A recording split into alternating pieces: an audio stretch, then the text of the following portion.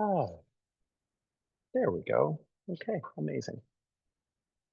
All right, well, thank you very much, and my apologies for starting a little bit late. We had a Shiva Minyan at the synagogue uh, for Alice Gold in memory of her sister Anita, who passed away. And I'm in the kitchen. There might be a little bit of going in and out. I'm happy to announce that we have a fuller house. Ranon came home from camp a couple of hours ago, and Benjamin is home from camp before he leaves for school over the weekend. So for a couple of precious hours, we have a fuller home. And but I think I've been told that the kitchen will remain pretty undisturbed. So let me jump in. I'm going to share a series of photographs. I'll try to pace myself for about an hour from now until 9 o'clock. Share a few stories, take a few questions. But what can I say? I have to save a few things for sermons and the high holidays. Okay, I got to save a few things, so you can't hear all of it. But so let me start with the first picture. So this picture is from one of the beaches near Oak Island in North Carolina. At the beginning of January, Jennifer and I spent a couple of weeks together down at the beach. And there were two big themes behind my sabbatical. One of them was um, just spending time with people who I love. And I began quite appropriately by just giving Jennifer and me um, a couple of weeks to spend together uh, at the North Carolina beach. And the other one was, as many of you are aware, was physical fitness. I was training for a triathlon, and while I was able to do some training in the fall, it really began in earnest. Uh, it really began in earnest when the sabbatical began. And so this picture is actually after about a 30-mile bike ride um, to the edge of, I think this was about 15 miles in, out to the edge of Oak Island. And it was a cold day. And so you can see the bike helmet, but also I had to have this thing on under the bike helmet, covering my head and around my neck, because boy, it was cold out there. I also did lots of reading. I just want to share some books that I enjoyed. One of the books that I read was by Alan Townsend. It's called This Ordinary Stardust, A Scientist's Path from Grief to Wonder. And the interesting thing about this book is that as I was reading it, I found it fascinating. He's a environmental scientist, and he told stories of being in the jungles in Brazil and doing analysis on the environment. But the story unfolded, and it ends up he was at Duke, and his wife actually was on the faculty at Duke. Unfortunately, as the book unfolds, you find out that his wife passed away, um, and that's part of his story. But as I was reading this, the story started to unfold, and he lived in Trinity Park, probably 3 or 4 blocks, around the block from me and from the synagogue, and I sent him an email after I finished the book and just told him that I really appreciated reading it and invited him. I said, if you're ever back in town, would love to have you at the synagogue to share about the book. And so, if he ever comes back to Durham, then you'll know that uh, that that's where this path began. I'm just showing you a few pictures of the beautiful North Carolina um, sunsets in winter, um, and Jennifer and me by the coast. Uh, as many of you know, I came back from the beach a little bit early because Sabina Sager, who I'm taking the picture with, this was taken in the lobby of the uh, Marriott Residence Inn on Watt Street after the fire at Sabina's home. Came back to spend a little bit of time with her.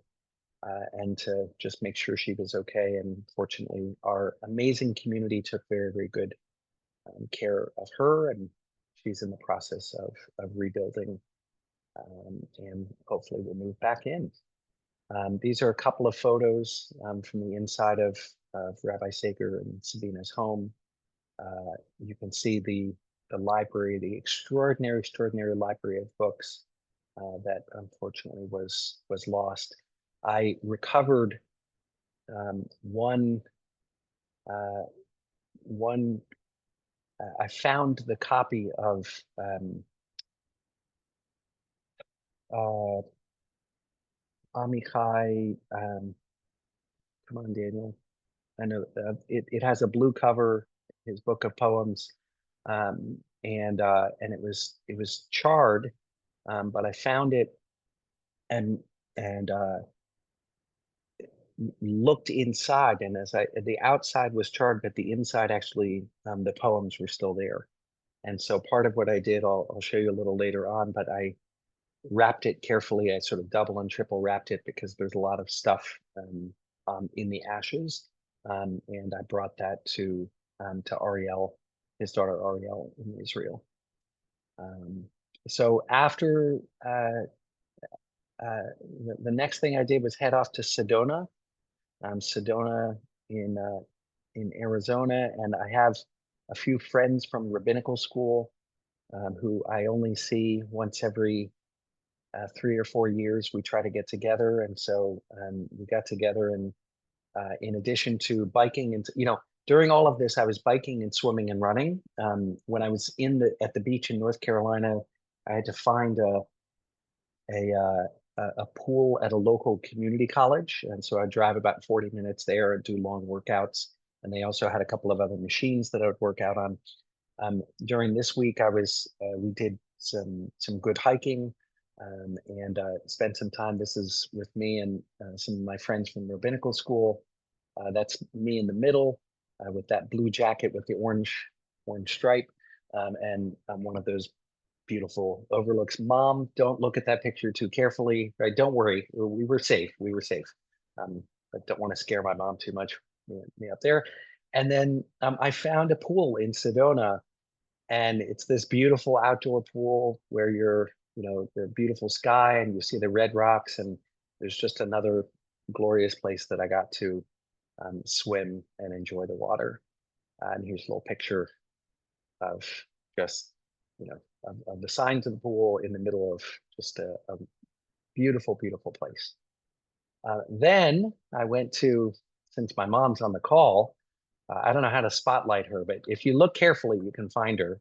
Um, and uh, and I went out to Northern California and visited my mom in San Jose. We had a special 83rd birthday celebration. Sorry, Mom, for giving you away.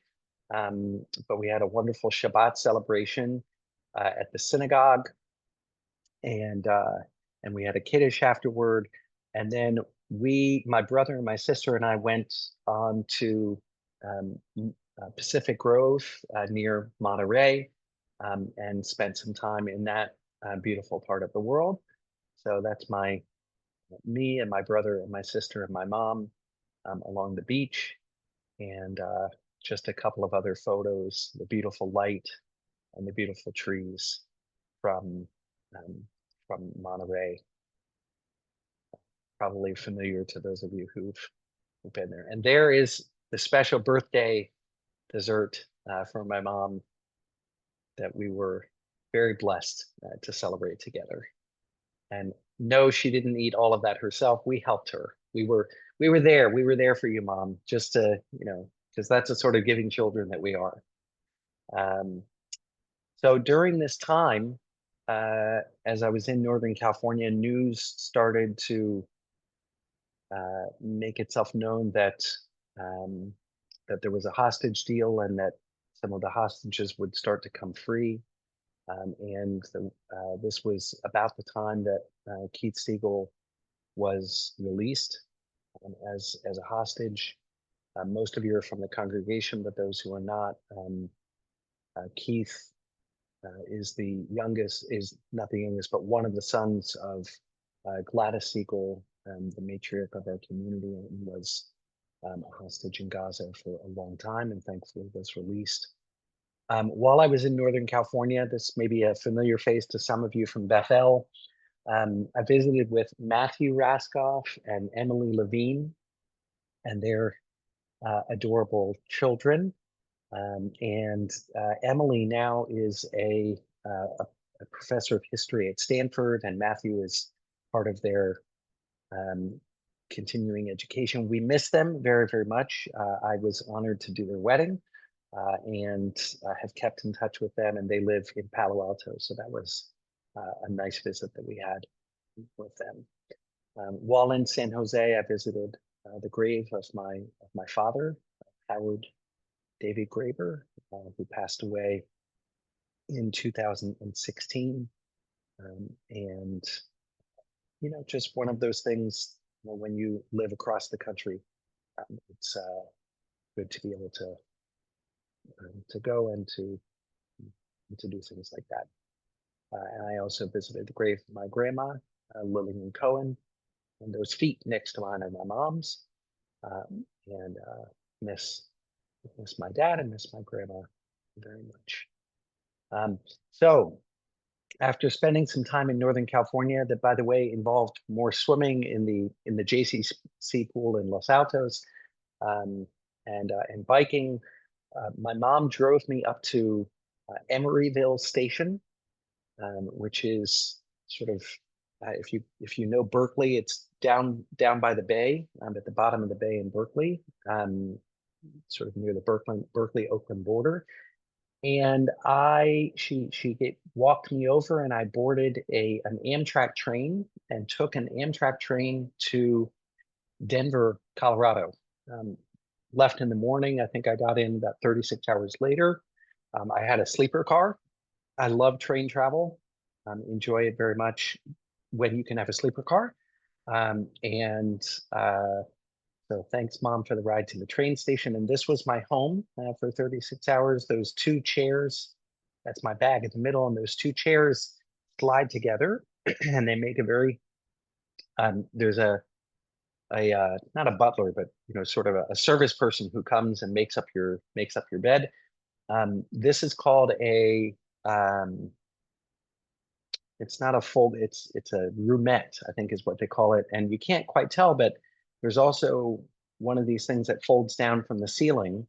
And so you can actually sleep two people in that room. I just put my bag up on the top part and slept on the bottom part. And there's a dining car. There's quite good vegetarian food that I was able to enjoy. And you sit, and the nice thing about the meals is that you sit there and you talk with, they seat you with other people, and you get a chance to talk to people who you likely would never talk to in the rest of your life, but there you are.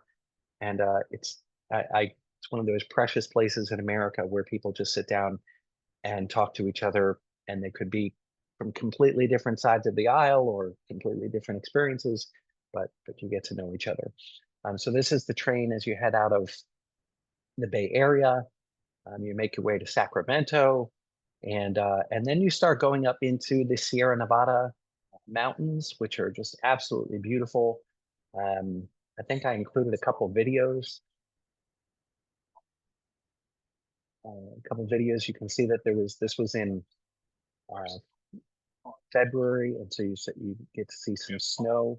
As you go higher and higher. Another book that I was reading is a book called The Sense of an Ending, which is a very interesting novel. And I think I probably took a picture of this particular page because I wanted to remember it or share it with someone. Then was in Reno, Nevada. So you go over the Sierra Nevadas and then come down to Reno and Lake Tahoe. And then for a while, you're up sort of in these higher mountains. It's very dry desert, and just beautiful, wide open country, sort of watching the world go by. This, I guess, is in the later afternoon, and get some beautiful photos a pretty remote part of the country. This was at night, so somewhere in the middle of Nevada. And then I think I probably woke up in the morning and got some photos. This is the dome car, and so you can see sort of on both sides, but also what's above you, and just a place that you go. And I think this was from my room. Now we're in Green River, Utah, heading across Utah. You are here, Green River epicenter, right? So this, if you ever were curious, that is the epicenter of of Green River, Utah. Not much there, but the train goes through. Made it to Grand Junction, Colorado, and by that time you start to climb up into the Rockies, and you're up in ski country. Actually, I don't think I snapped a picture of it, but as um, you take as the train goes by, and you actually see one of the ski resorts. Um, you're really right there. Glenwood Springs is one of the last stops, and then you start making your way down into Denver, and this is a train tunnel, and you go around some some very sharp turns, and so you can get some beautiful pictures of the tunnels. And you're going down and down and down. You're up at 13,000 feet, and then Denver is at 5,280 feet. So you descend about 8,000 feet during the last part of the trip.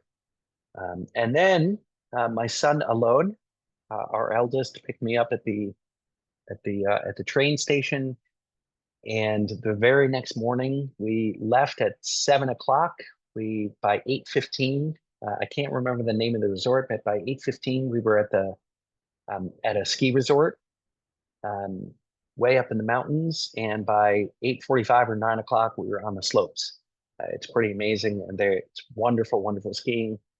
I'll just say that, I'm going to stop sharing just for a second. Some of you may remember a few years ago, Eric Myers, who, I saw him and Carol on this, will remember that I did the high holidays and had broken my shoulder. I broke my shoulder in September at the 40th birthday party of one of our congregants, and who had a roller skating party. And after breaking my shoulder roller skating, I have made a decision. I made a decision that my life is fully complete. If I never go roller skating again, it'll be just fine. I'm not missing anything in my life by not roller skating. When I think about something like skiing, um, obviously there's risk, and you can definitely hurt yourself skiing.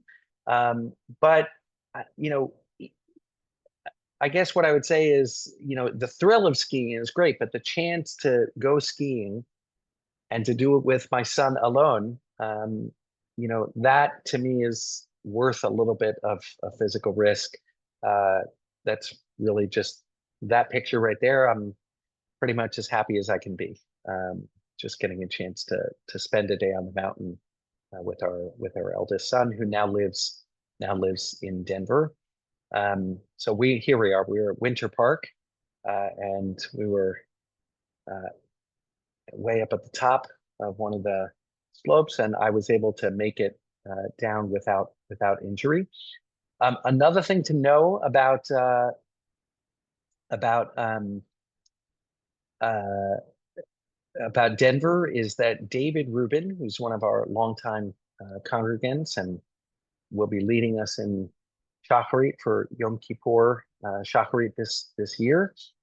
He has a son who runs a biscuit place in Denver, and I want you to pay very close attention. I did not get any of these because most of them are not kosher meat, but I did enjoy an egg and cheese. And you can see the names of these are the Raleigh, the Asheville, the Boone, the Charlotte, the Goldsboro, the Chapel Hill.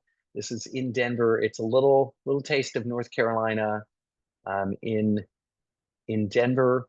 It's called Rise and Shine. And just take a look at the Wi-Fi. Tar Heels 82, right? So you can tell where his loyalties lie. I had a nice time. Just another thing that you should know is that the pool in Denver, Colorado, at the JCC is open as long as it's above 40 degrees outside. And so I went and did several swim workouts at the Denver JCC, and it was, quite a chilly walk to the pool. But once you get in the pool, it's plenty warm. And did lots of running and not so much biking. Most of the biking at this point was indoors, just on cycles. This is a video. I took a plane from Denver to on Lufthansa through and then on to Israel. And as you get to the arrivals area, there are still the hostage posters, and this particular area was for Kfir Bibas, and you're just sort of taken with the continuing mourning that is going on there. This is a little picture of me at the entrance. For those of you who haven't been, sort of a photogenic place in terms of arriving to Israel. This is my Aunt Debbie. She had I think an 80th birthday party, and I was able to make it in time with her, and we went out to a little restaurant in the Tel Aviv area. She doesn't drink ouzo, but some of her friends bought. It was a Greek place. There was a big bottle of ouzo there that went mostly undrunk, but it was great to spend time with her. This is a sign from Brechat Gordon, the Gordon Pool, which is sort of a landmark at the Tel Aviv beach, and it was remodeled. And this is the pool itself, and this is all fed by cold underwater salt water. And somehow I think they sort of recycle all of the water within a day or two. It's sort of go. So even during the middle of the summer, it's quite chilly, and during the winter, no matter how cold it is outside, it's still a pretty regular temperature. And it's a 50-meter pool, which for people who are, especially if you're doing training for an open water race, it's great to have the 50-meter pool to swim in. And that was, part of my adventure. I guess I snapped a picture right after finishing my swim that day. So I'll explain more about this. When some of you may remember that after October 7th, I traveled to Israel in November of 2023, and met, when I was there, met with Lee Siegel. Lee is the brother of one of the brothers of Keith Siegel. He and his wife Shali, whose picture was just there, live at Kibbutz Gezer, which is in the middle of the country. I think it also at various points has been the site of the either baseball or softball games in the Maccabi games. Now they have better stadiums, but they used to be played there. And I visited with Lee then, and Lee actually came and spoke to the group of rabbis that I was traveling with. And in the summer of 2024, when I was in Israel, I went with Lee to the Knesset, as the hostage families all basically would visit the Knesset every Tuesday in order to speak about their family members and in order to keep the return of the hostages as high as possible on the agenda of Israel's lawmakers.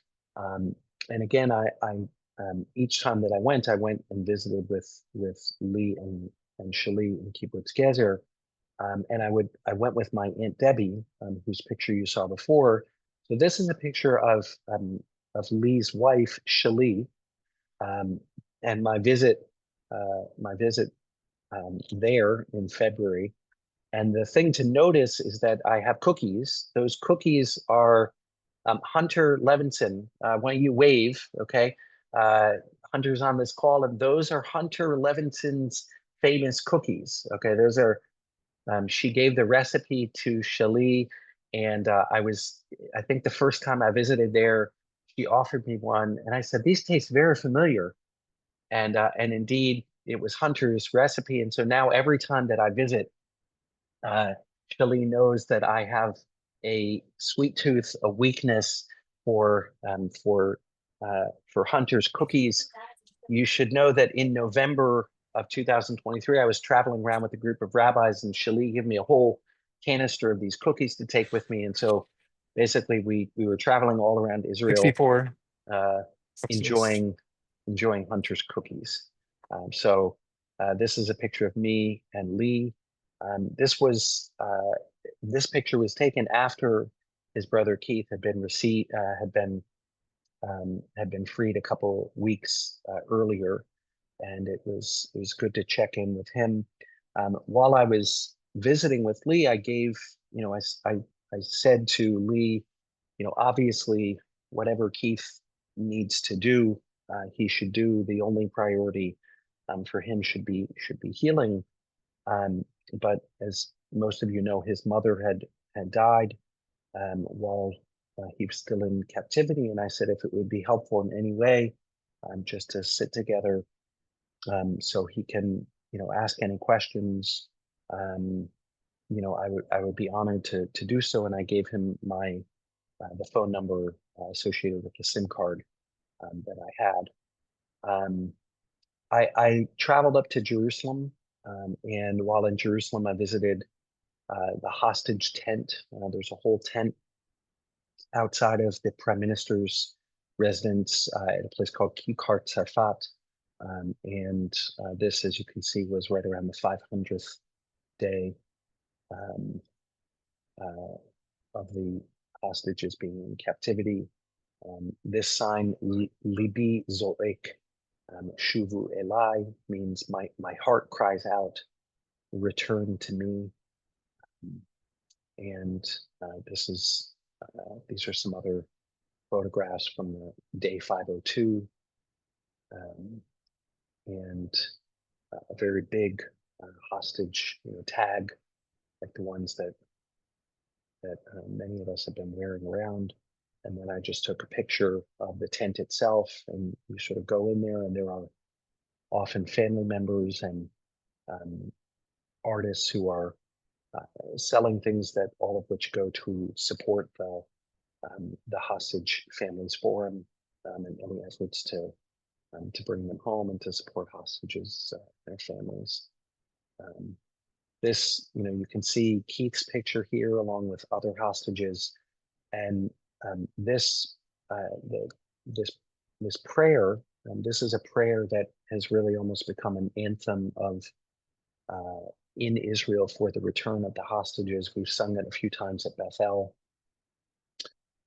Achenu kol Beit Yisrael, our brothers and sisters, all the house of Israel, Hanetunim b'tzara u'v'shivya, who are in a place of narrowness and captivity, ha'omdim ben bayam u'ben bayabasha, whether they are in the sea or on dry land. Hamakom yirachem alehem, may God, here called the place, the same word that we use to describe God at a Shiva.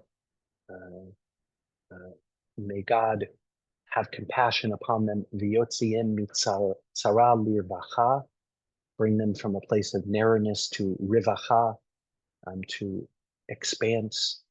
Me'afela ora, from darkness to light. Mishibub legu'ula, from enslavement to redemption. Hashta bagalizman kariv, now and speedily in our days. And there's a beautiful melody that goes with that. This big sign was at the tent. So this is a set of pictures. The person in the front is named Dr. Rabbi Reb. She has a lot of titles. Mimi Feigelson. She's been to Bethel. Did a teaching, I think, at Sheila Goldstein's home, and did some teaching early in my time here. She's a extraordinary teacher of Chassidut. And she is, we think, basically the first ordained female Orthodox rabbi. Um, and as a fascinating story, she presented me for ordination um, in 2002, and I've kept in touch with her. And I just, when I go there, I take her out and we sort of go and enjoy ourselves. And there's a restaurant. This is called Pitmasters, and essentially, it's essentially very good, not barbecue the way that we mean it in North Carolina, but kosher barbecue.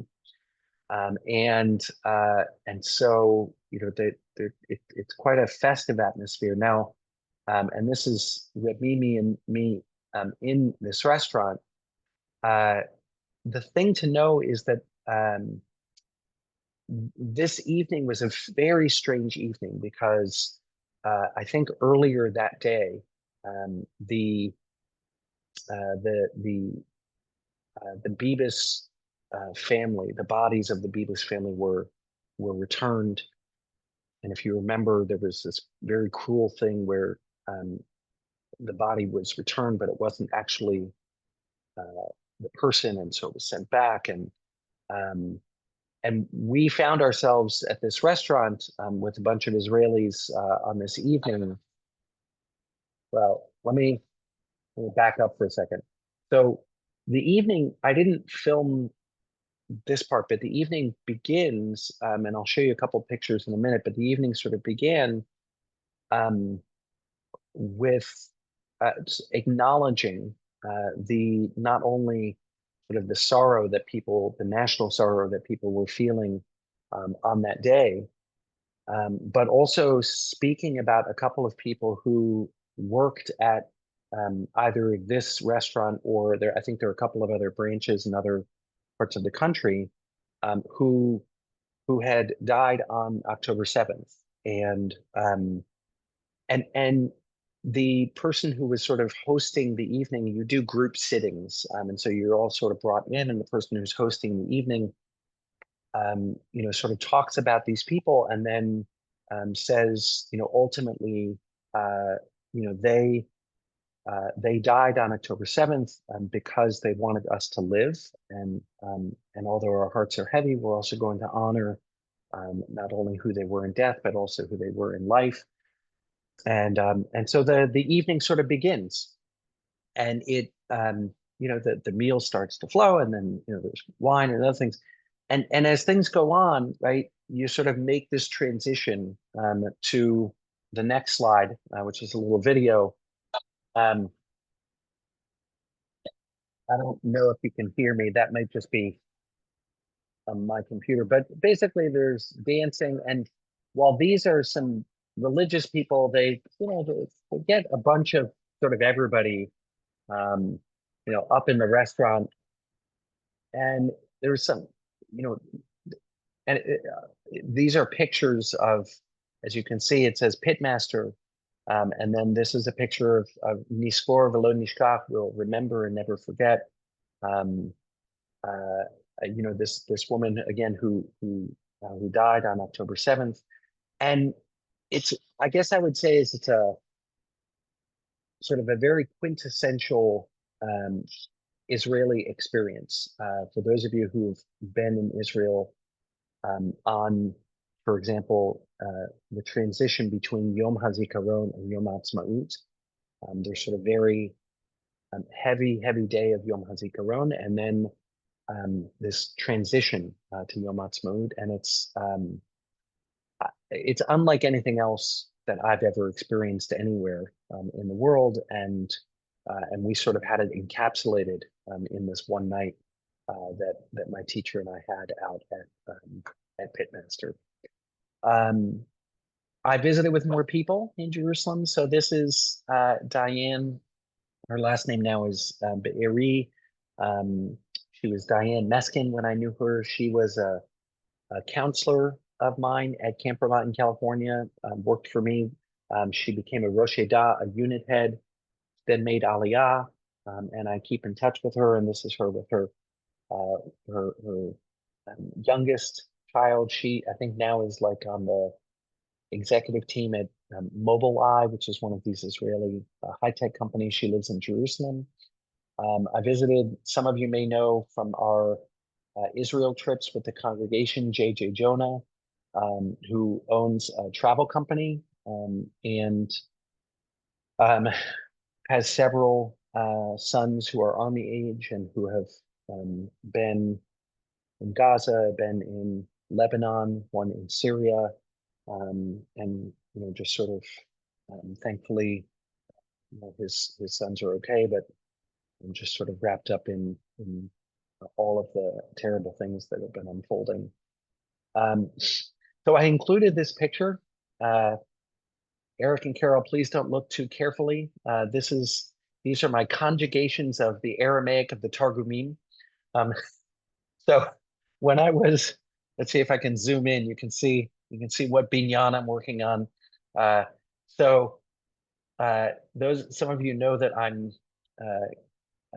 doing some doctoral work at the Jewish Theological Seminary for a doctor in Hebrew literature and taking classes by Zoom.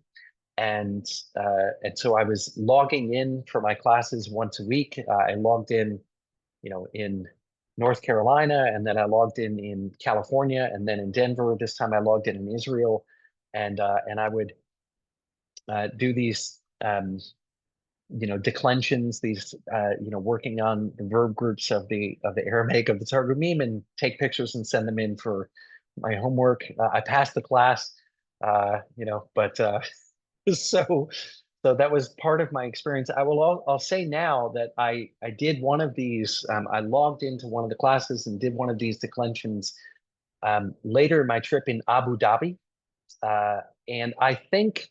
I can't be sure, obviously, but I believe that if there have been others, I don't think that there have been 5 other Jews in Abu Dhabi who have ever done declensions of the Aramaic of the Targumim. I feel like, there isn't a long Jewish history in Abu Dhabi, and Aramaic, to my knowledge, wasn't spoken there. So it was a great punctuation of my trip, right? Wherever I went, I studied the Aramaic of the Targumim. If you don't know what that is, don't worry about it.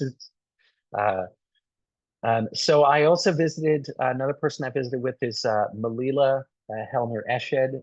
Those of you who have been at Bethel about a year and a half ago, I think so Malila was a dear, dear friend and teacher of Rabbi Sager at the Hartman Institute, and when we raised some money in memory of Rabbi Sager for continuing study at Bethel, one of the things which we did is bring Malila for a yeshiva week in February. I'll just throw out there, because my job is never done. Would love to raise some money to bring Malila back. Okay, I'd love to bring her back in February for another yeshiva week. She is one of really the world's authorities on the Zohar and on Jewish mysticism, an amazing, amazing teacher, and someone I feel lucky to call a friend. And so this is just a picture of my visit with her. There are some very, very good restaurants. This is from I think it's Brizola. It's on Derech Beit Lechem. It's very good deli, but really, really good deli that you can find in Jerusalem. No, I didn't have goose delicacy or anything like that, but what I had there was very, very good. And they do vegan cheese for you, so you can have tray things that are kosher. And I highly recommend that place. This is a little close-up picture of what I ordered. Sorry for the vegetarians, but it really was very yummy. Very, very good. After Jerusalem, and by the way, when I was in Jerusalem, I didn't mention this, I didn't take any pictures, but I traveled up to, when I was in Jerusalem, I stayed near the YMCA. In Hebrew, that's called Imka. And my training, that's really the best indoor pool. They have a newly remodeled, amazing 8-lane indoor pool. If you're interested, maybe 2 years ago, soon after October 7th, there was an article that ran in the New York Times about a friend of mine who still coaches swimming there, and it's an Arab um, Jewish swim team.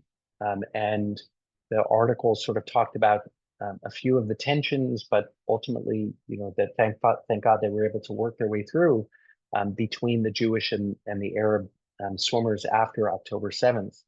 It's a pretty amazing story. And the YMCA just in general is a place that I think can give some of us some hope for what Israel can and should be for the future. So I did a lot of my bike training and my swim training there. The running I did actually mostly outside along the railroad path. I went from Jerusalem up to the Golan. This is a picture of Ariel Sager. Ariel actually is in Durham now, and she's been in shul the last couple of Shabbases here with her family. And I had promised her for many years, and especially after Rabbi Sager passed away, that she had always been saying, "Come on up to the Golan." And most of my visits to Israel, basically I'd land in Herzliya, visit with my aunt, go up to Jerusalem, do the Hartman thing, and then go back to the airport and head home. Um, you know, a lot of my visits didn't involve being able to go to other parts of the country. I said this time I'm doing it, and so spent about 4 days up in the Golan. This is Ariel and her husband Rami, who's also here in Durham right now. And they just live in a very, very beautiful part of the Golan, beautiful wide open spaces. Also living on the Golan is this young man. His name is David Landau. David was a camper of a camper in California when Jen and the boys, when the boys were very young. Jen and I needed a break on Shabbat afternoons. We needed to take a nap, and David would come over and bounce our kids on the trampoline for about an hour, hour and a half, wear them out, keep them away from us. He made Aliyah, and he also has been a reservist in Miluim, serving in many places. He has a child who's autistic. His wife has been sort of left behind for months at a time, taking care of their children, including one who has special needs. David lived in one of the kibbutzim close to the Gaza border. It was one of the kibbutzim that miraculously Hamas did not infiltrate. And when October 7th was happening, I still have in my phone the WhatsApp messages. I sent him a WhatsApp and asked him, "Are you okay?" And he said, "We're in our shelter." And they were inside their bomb shelter for, I think it was 28 hours. 28 hours during which they could not come out, and they didn't know if Hamas was going to come in. They've been evacuated from their home, and after October 7th, they now live up on the Golan Heights. And so when I was visiting Ariel, I met him for a cup of coffee, just to check in with him. But his life and the life of their family has been one of tens of thousands that have been turned upside down.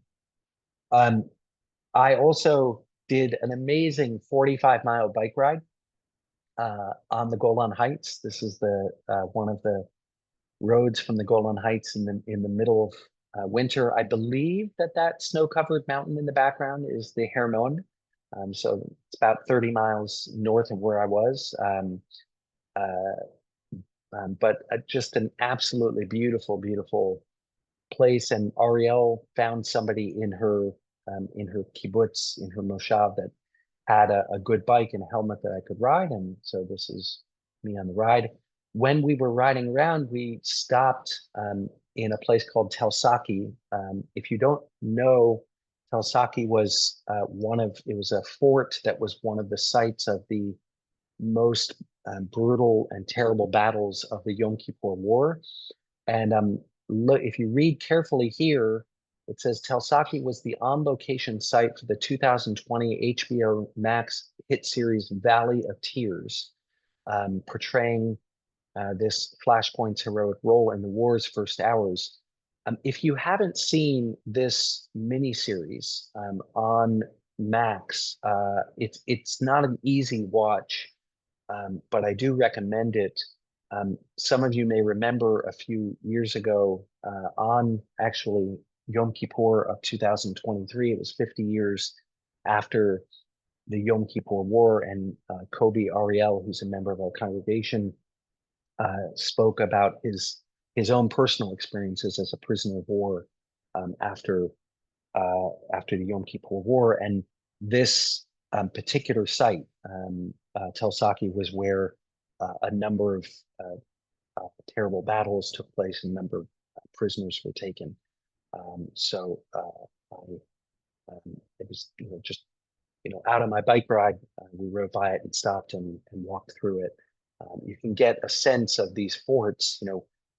This is concrete and this is concrete, and then basically down below there is 20, it's 15 or 20 feet below, right? And so you're really sandwiched in the ground, but there's a whole sort of place that you're defending, and you're up on a hill, and so it's quite a military play, something to defend and to see.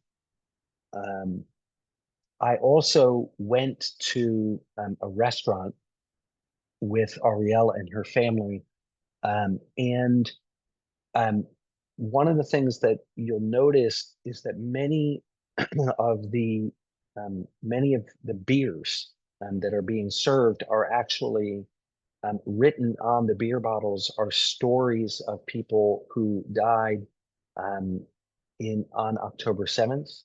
And or who have died in the wars in the war since then, and so this particular beer was dedicated to someone named Tomer, and then tells a little bit about his story on the back of the bottle. This I took a picture with Maya Rosen, who is Ariel and Avrami's eldest daughter. So Rabbi Sager's granddaughter, and she's now doing her army service. From what I understand, she's part of her work is in search and rescue, and it's work that I don't really know how to describe, but not easy.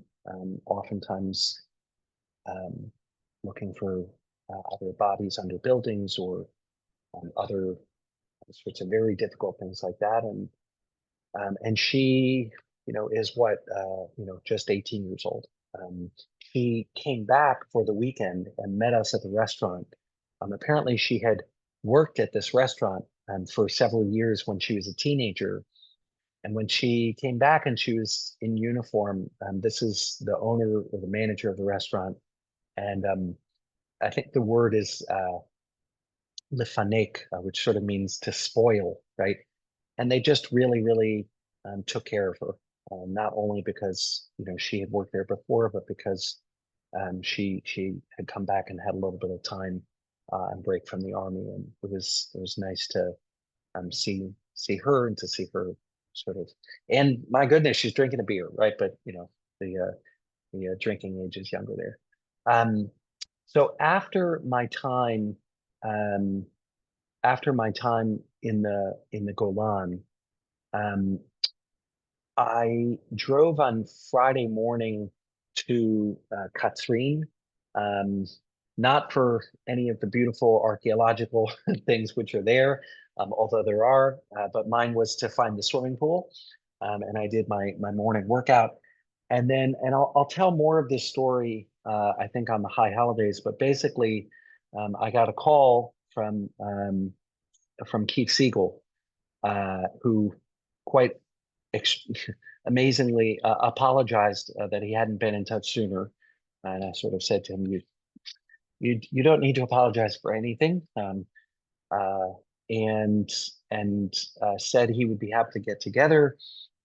And I asked, basically said, just tell me where and when. And he said that he was heading north, because his daughter, their home has been destroyed, and so his wife, when she was released in November, moved up to Kibbutz Gazit, which is in the north.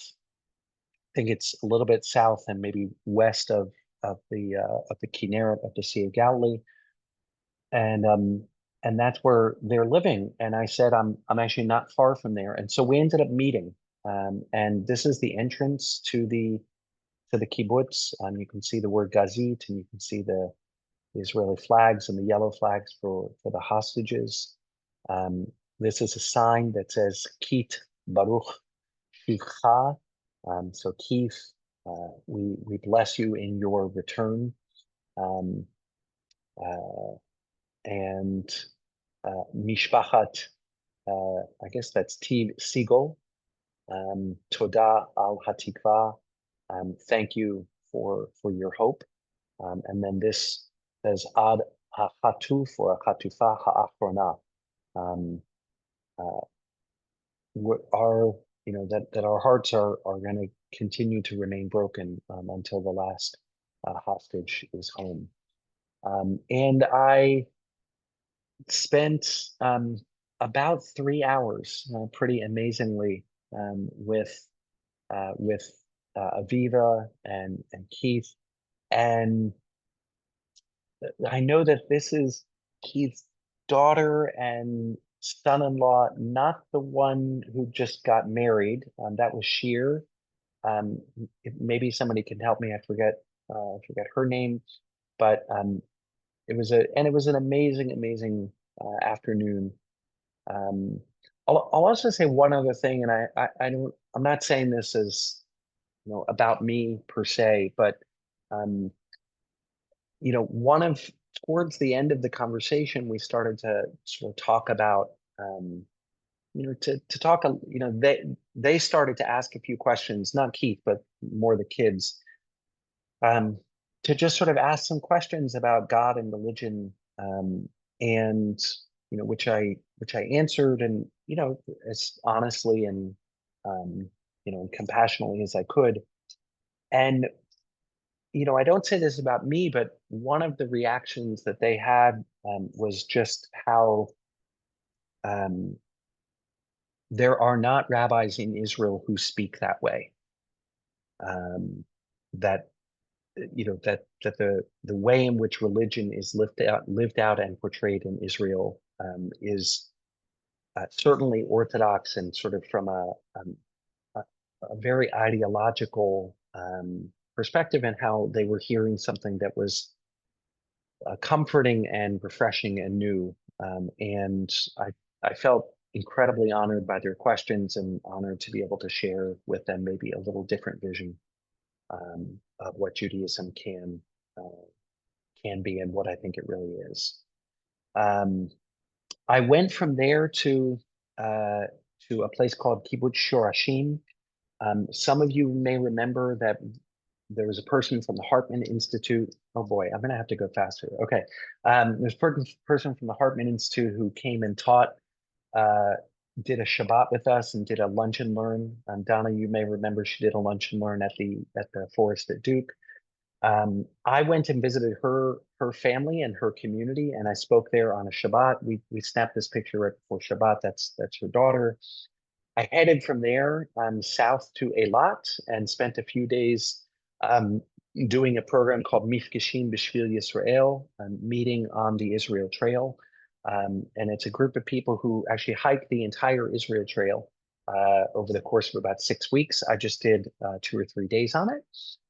But here you can get a picture, sort of camping outside of Eilat. And then this is sort of the morning circle. And then you can see here on the signs, right, that are all around the trails, there are bumper stickers with words about either people, again, either the hostages or other soldiers, um, who who have died or people who died on October 7th. And this is a picture of some of the absolutely beautiful hiking. Do not do this during the summer, um, but it's a great time to do it in late February, early March. I found some spices that our education director, Lynn Ann, had been looking for. So I took a picture and sent it to her. Hey, good news. And I brought them home for her. And then this is a picture that I took of the sign at Ben Gurion by uh, the sign for Kfir Bibas, the Bibas baby at the exit again from there. I went on again the theme of seeing people I love. I visited my cousin Smadar, who's Israeli, and she now lives in London. And so this is a picture of her and me in London. That is my little nephew Eli, who is all dressed up and goes to a school that looks like something out of Hogwarts. And he has a great little British accent. Um, this was one of the parks outside of London. My cousin lives in Seven Oaks, and there are these just beautiful rural parks where I had a chance to go running and continue my training.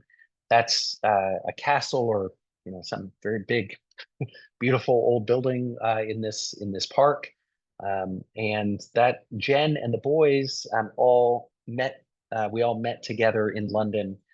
We spent a day in downtown London. We went to the Churchill the museum, where Churchill's head war rooms were.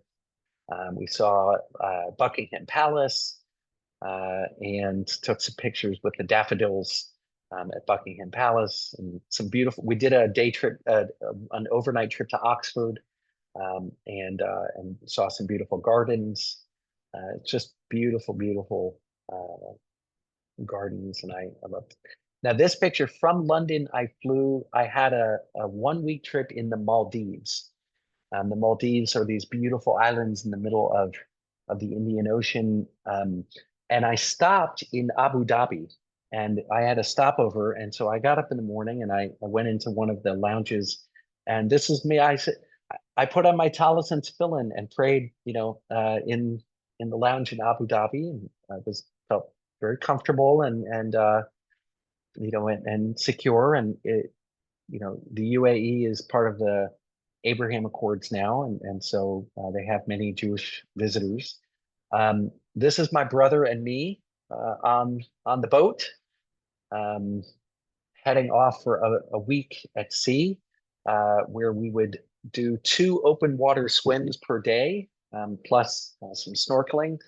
And this was where the group ate all of our meals on the back of the boat.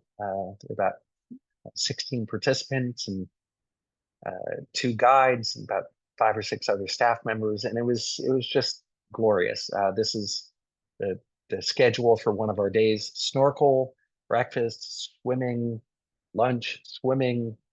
We had a little video, of our stroke, and a dinner. At night, one of the guides went fishing. He caught a very big fish. This guy was from Ireland. He was very excited to catch that big fish. This is us. I think that's the symbol for, hey, there's a shark. There wasn't a shark, but we decided to do that symbol. But let me see if I can zoom in. That's me right there. Very happy. And, it's just, perfectly clear, beautiful water and coral. And this is a video of me swimming up from about 30 feet down, had fins on. And somebody took a picture of me smiling there in the water. That's pretty much as happy as the rabbi ever gets, right there. And we would stop halfway through the swims and have drinks of water or Gatorade or other things.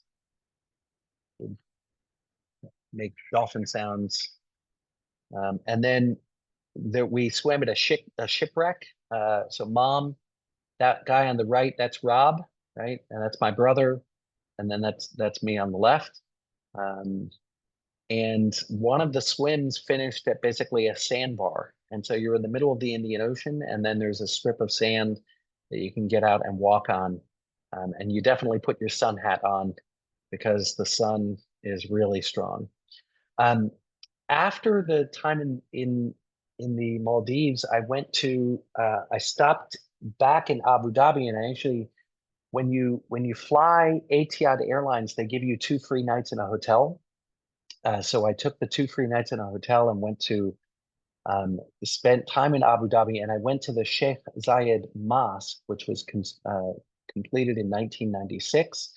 These are some pictures of just an absolutely incredible mosque that is open. There are a few mosques around the world that are open to the public. There's another one in Casablanca um, called Hassan's Mosque. This one, the UAE built as to be a place to visit for people from around the world.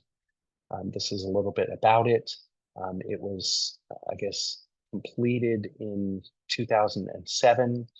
Um, stunning, extraordinary architecture. Um, I'll just run through a few of these pictures. Beautiful stonework, chandeliers. Oh my goodness, right? I think this is the one of the world's largest carpets. It's one of the largest carpets in the world. Huge indoor prayer space. More of the just incredible chandeliers. Here's the thing about the carpet. Let's see. Hand knotted carpet by Guinness World Records. 1,200 artisans. Weighs 35 tons. 5,400 square meters. That's a big carpet. And this is a little more of the architecture, the pools. I was there during Ramadan, so if you want to see what Baskin and Robbins looks like during Ramadan, you can get a baklava sundae or Dubai chocolate. Thought that was fun. And then the mosque, you should know, they constructed a running path around the mosque. And I said, well, I'm in training for a triathlon. I know where I'm going running. So I ran from my hotel across this bridge, ran over to the mosque, around it and back. Did a nice 6 or 7 mile run that morning. This is me on my early morning run. More Aramaic. Here's my Aramaic of the Targumim. I think I'm doing the word bicha in the pi'al form, right? So I'm going to move on so I don't get checked. I got a coffee at Starbucks, and they wished me Ramadan Kareem, which is very great. I visited a place called the Abrahamic Family's House, which is a really important place that the government of the United Arab Emirates has constructed, and it's a campus that includes an operational, these are not museums, but an operational synagogue, mosque, and church. And the government of UAE funds the salary of a rabbi who runs this synagogue and does interfaith work and education for all of the visitors. And you can read a little bit about it. The dedication stone. Here's a good story. The dedication stone was signed by Pope Francis, and it was signed. If you go back here, it says it was signed by Pope Francis and also by, where does it say? His Highness Sheikh Mohammed bin Zayed Al Nahyan, President of UAE, and then also Sheikh Mohammed bin Rashid. So I'm on a tour, right? And fortunately, I didn't need to ask, but somebody raised their hand and they said, why didn't somebody who's Jewish find it? And the answer was, we wanted somebody Jewish to sign, but the Jewish people couldn't figure out who to represent them. Which, if you know anything about the Jewish people, right, sort of tracks just correctly. This is a picture of the dedication of the synagogue on the day that it was dedicated. There are many Israelis who come, and there are a small number of people of Jews who have moved to the UAE. This is a picture of the church. You can see the cross in the right-hand side. It's extraordinary architecture. This is another picture of the church. This is a picture of the synagogue. The symbolism of the synagogue. This is meant to be constructed like a sukkah. And at the top, you have a white with a black triangle and black with a white triangle. Those of you who know that the schach is supposed to be it must have both a view to the stars, but also enough shade, right? More shade than sunlight. And so that was sort of built into one of the ideas behind the design of the synagogue. And that's a picture looking straight up of the ceiling in the synagogue. Um, and there's a picture of the ark, and then there's a beautiful mosque there also. Those of you who have been to the Middle East know the just absolutely gorgeous light and patterns that is so characteristic.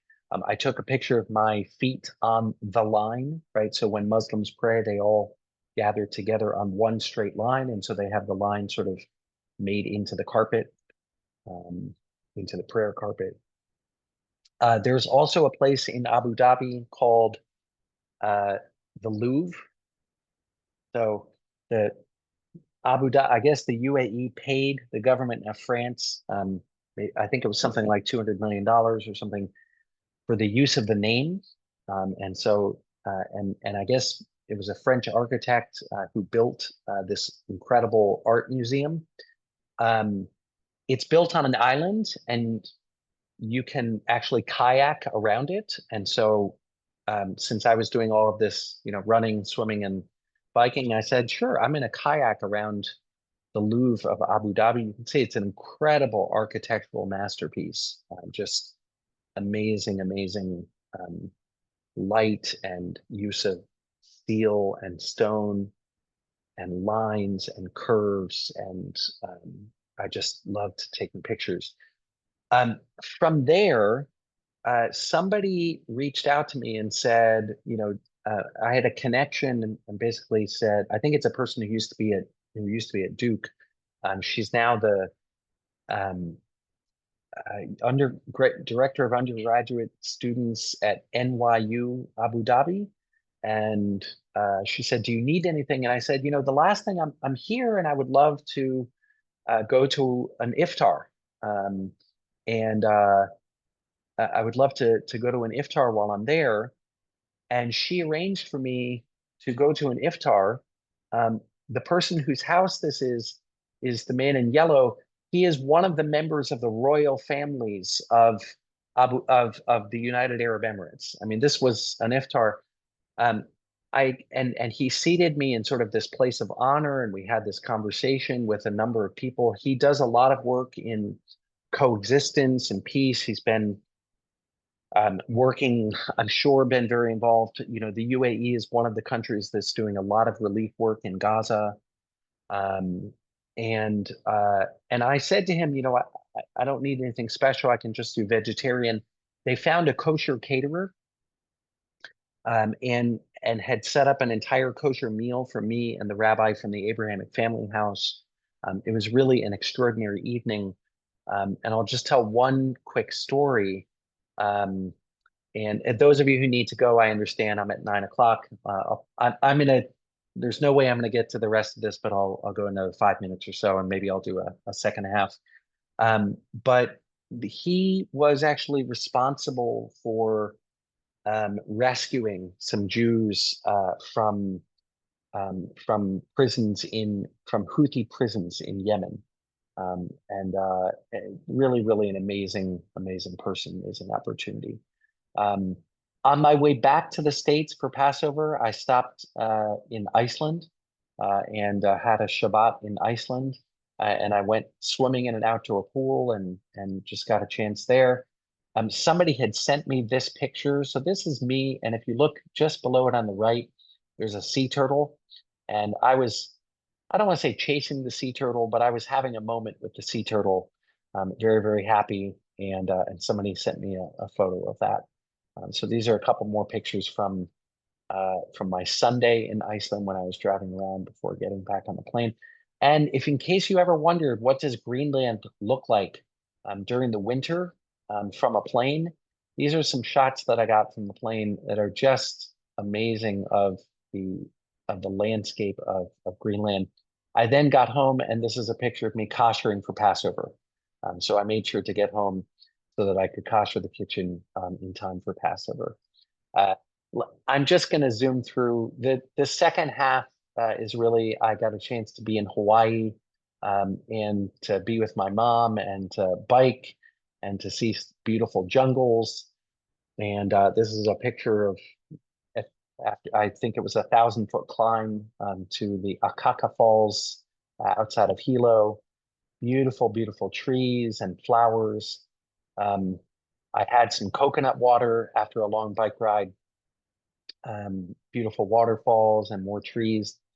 This is a great pool in Hilo where I did lots of swim workouts. This is the volcano that's been blowing up. I didn't see lava, but I saw it, saw it steaming, and just the sort of barren landscape that's there. Uh, and let me just zoom on to, I love my fish and chips. This was some biking I did, black sand beaches. And soon I'm going to get to, oh, I went to a synagogue, by the way, you should know, Beit Elohim, in Waimea, on the Big Island. And also there's an Israeli bakery. So if you go to Havi, which is in the northwest corner, you can see very, very good baked goods. There's some challahs. So what can we say? You can get a good challah anywhere these days. And it's called motek, which in Hebrew means sweetie. So it's all there. This is one of the many pools. And then there's my mom. She's on the call. That's me and my mom on Mother's Day in Hawaii. And a few more running. Let me just get to the race. There's my mom swimming off the coast of Kona. By the way, this was one of my favorite places. I would run in the morning, and this is right in downtown Kona, and I would swim from this beach about 0.6 miles out to where that hotel is and back. And it's warm water and coral. That's a Hawaiian monk seal. We visited a coffee plantation, and let me get to the race. Oh, hold on. I got to tell you a quick story. We stayed at an Airbnb, and it had a mezuzah and a picture of this guy.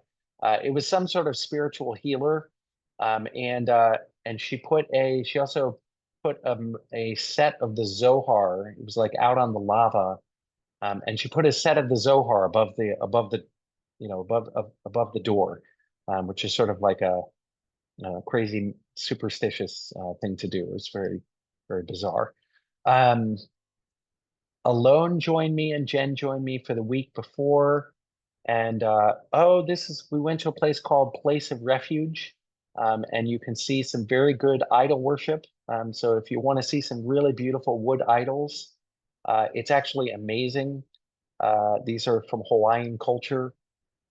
These statues, wood carvings that are at the beaches, beautiful and just incredibly preserved. And this is the race. Okay, so I found my number. I was number 495, and went to a pre-race briefing. The run, win with the heat strategy. Let me tell you, it was hot. That's the story of the races. The swim was great, the bike was great, and the run was way too hot. And this whole thing reset at every aid station. Ice hydration. I was pouring ice water over my head and down my shirt at every aid station. This is the transition area where I set up my bike. And that's the morning of the race, looking very scared. And these are some pictures that some of you may have seen. I wore an Israel jersey on the bike, and on the run. This jersey was sent to me by the Pancreatic Cancer Foundation. And we raised over $23,000 for pancreatic cancer research. And right as I crossed the finish line, right before, Jen handed me a flag with the Israeli hostage ribbon on it that I carried across the finish line. And And when somebody saw it, this guy is Israeli, and he came over to me and said, "Hey, I'm Israel. Hi." And so we took a picture together. But it was, and here's my time, just in case you're curious: almost 32 minutes for the swim, 3 hours and 34 minutes for the bike, and 2 hours and 53 minutes for the run. A total of 7 hours, 18 minutes, and 29 seconds. So Jennifer and I did some travel afterward. It was a glorious, glorious experience. And I said this in my return, and I will just conclude by saying it again tonight, how much I'm filled with gratitude for to the community for the opportunity to go and to physically renew myself, and to have some time away, to do some learning and to do some visiting with people I love.